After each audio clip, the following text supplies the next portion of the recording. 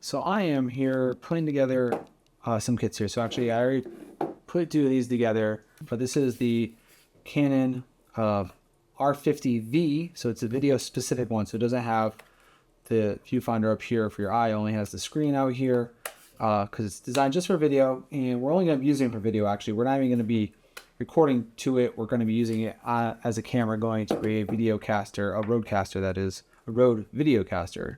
So it's going to go to. So part of the setup that we're going to be putting together is I want to put these cages on them that I have on here, so I can then attach both of these cables to it permanently, because I'm going to power it via USB power delivery and have HDMI out coming from it. So here it is. We're using the SmallRig cage here. Oh, there's actually a pull tab. I never noticed that. I've been cutting it open with my knife, but it actually has a nice little pull tab on the tapes there. I do appreciate both the Canon boxes, which I just opened up, are all cardboard on the inside. I love that. Same with the SmallRig stuff. This is all paper. You can throw this in the recycling instead of throwing it in your garbage, which I like. It comes with, it comes in here. I'm not going to open these up, but it comes with this little shoe adapter.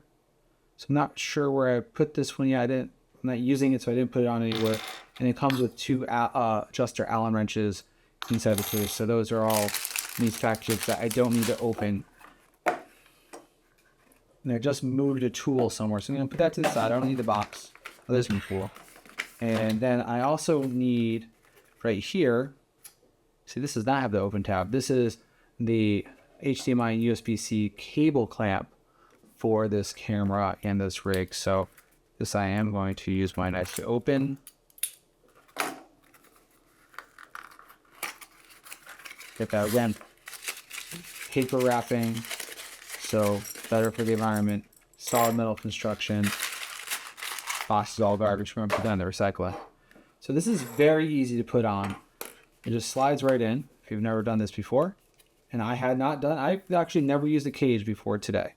I've never shot with a cage on my cameras. I never had the value of needing a cage, I guess. I don't know. Or I didn't want to spend the money. Maybe that's what it was. But here we go. It fits right in. It's designed just for this. And it actually comes with a tool magnetically attached on the bottom here. So it has a small Allen head on here and the proper size head for the screw there. But it only has one side. I actually like using it. I got a cool tool I bought a couple years ago. It's a little easier to twist with the cool tool. Yep. Lock that in there on the bottom thread, and also you have a side over here. I find this doesn't actually go in all the way, but it does tighten to the side there because there is a screw on the side. You know what? I just realized I'm putting it in the wrong spot. Look at that. No wonder why it's not going in all the way. I'm screwing into the plastic. There is a screw hole there. You have to move that over so it gets into the right hole. Now that is going to be a cool tool is now too big for that. So we're going to come here to the tool it comes with. I'm going to have to fix that on my other two cameras. And we'll get this one done first. So there. So that, so you have a bunch of different holes there. That's the one that lines up for the R50 V. And then we're going to come out to this side. This is where your HDMI and USB go. So this does do USB power delivery on these. One of the reasons why I chose this camera. Also because we have a lot of Canon cameras, so we also have Canon Professional Services, which makes it nice and easy for repairs. But you could use a Sony for this, or Lumix. There's so many different cameras that you could use this for this task. So this is going to lock in our cables in a moment. But that is the cage setup, and that's what we're going to be using. And we're probably going to have this screen flipped out. See, now I don't know if I want to flip it out all the way or not.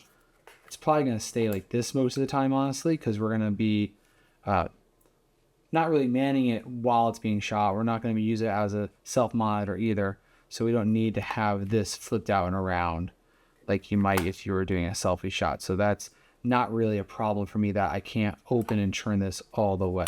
That is okay for me. So I'm going to keep that there. I'm going to fix these real quick.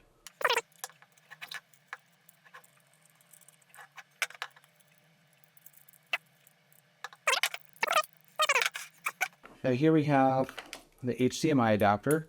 So I need this adapter for these cameras. And most cameras of this size are going to have the micro HDMI. Like how it has a Ziploc. Alright, sometimes we're going to reuse the bag. You don't know why we need a Ziploc there. Tilta, why do we need the Ziploc? I shouldn't say bad things about Tilta. They're a good brand. So, it comes plugged on both sides. Make sure your HDMI is... Actually, I'm going to keep this in for now. We're going to keep that in because we're not going to connect it today.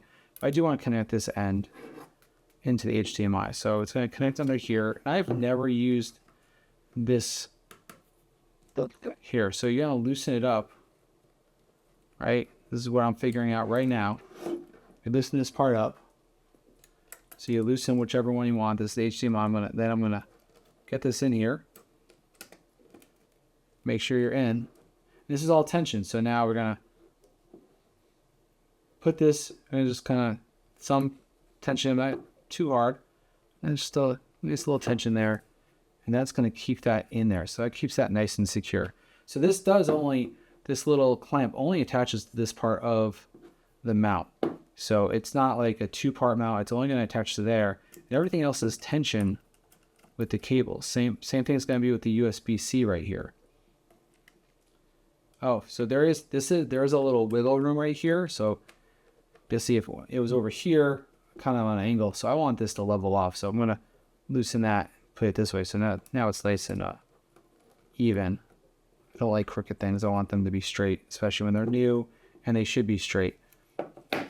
And here's the cables we're going to use. We're using Anchor. Big fan of Anchor, always have been. Never really had a bad product from them.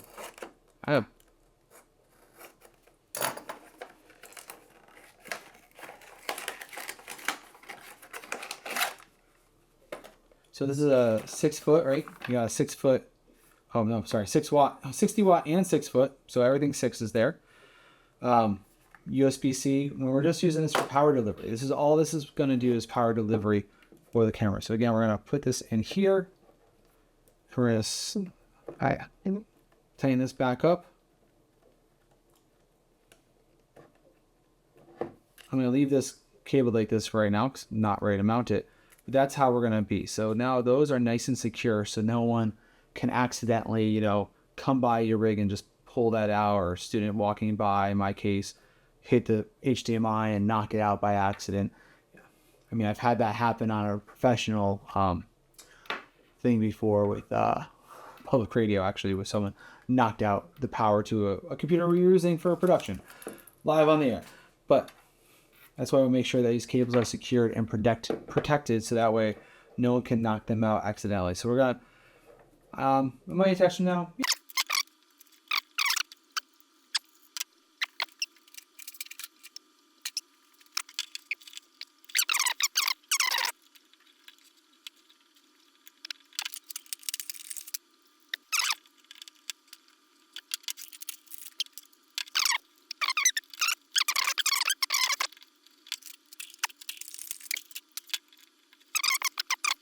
Okay, so now we have our HDMI micro to full size female installed. So these will plug into our regular HDMI cables. So I got the Rode multicolor cables, so you can easily identify which one's which for the setup. So it's going to go over there. Actually, while we're here, let's take a... I do have to turn all these on initially, so I'm going to do that. So you still have full access to your battery compartment with the cage on. Because it'd be kind of silly if they didn't do that. And the on switch for this is my first time actually using these cameras. So the on switch is right here. Ding. Turn on, and here is the initial setting. Let's kind of zoom in any further. No, bring it here. There we go. So your initial settings, is it in focus? I can't tell from here. So language select, going to choose English.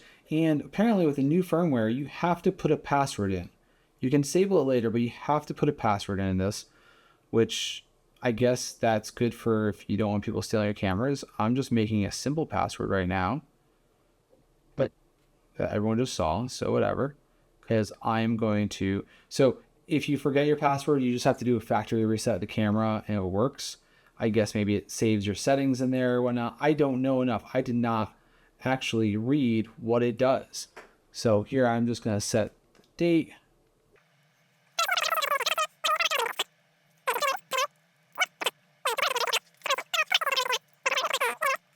What I want to do is I want to go into the menu now. Oh, there's a menu button on here because it says I can disable that password. So let's see if we can figure out where that is.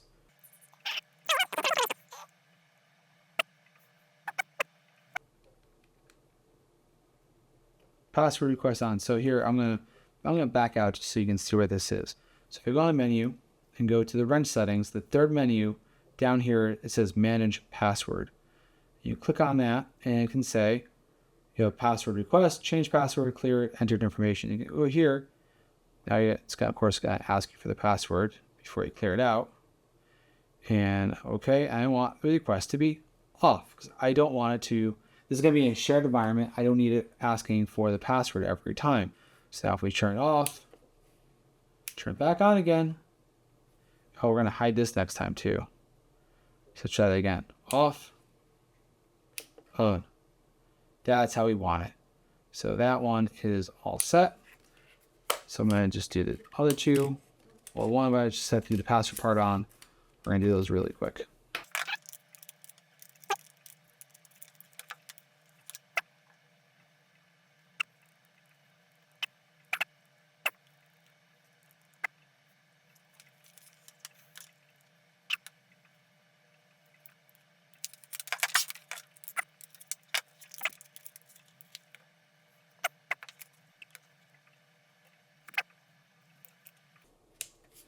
All right, there you go. All three cameras are set. So that part of the setup is done.